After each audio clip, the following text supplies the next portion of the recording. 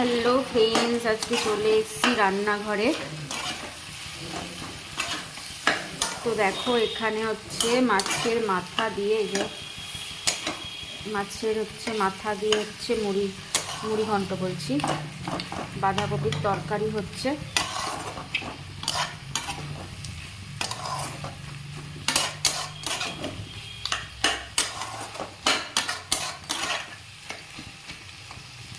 মাছের মাথা দিয়ে বাঁধাকপির তরকারি।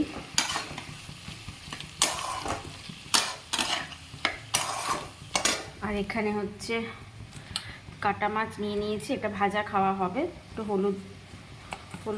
হলুদ নুন ওপরে দিয়েছি, এটা মাখবো এবার ভালো করে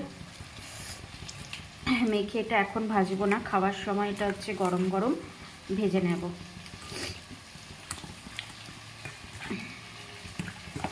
এটা মাখিয়ে রেখে দিলাম।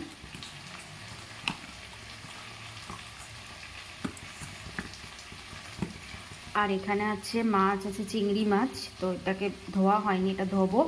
ধুয়ে এটা হচ্ছে তোমার সর্ষা পোস্ত দিয়ে চিংড়ি মাছটা করব।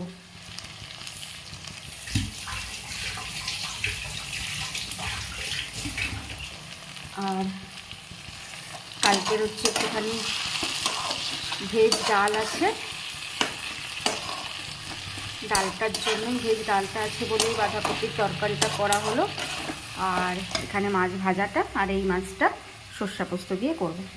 তো এই হলো আজকে আমাদের রান্না বান্না।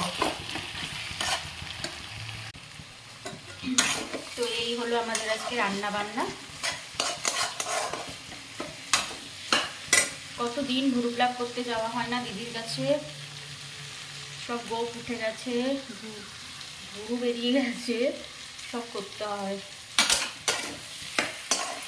আসলে একটুখানি দেরি করেই যাই, যাতে ভুরুর শেপটা একটু ঠিক থাকে।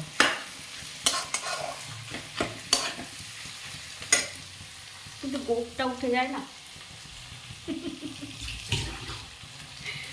গোপটার জন্য প্রবলেম।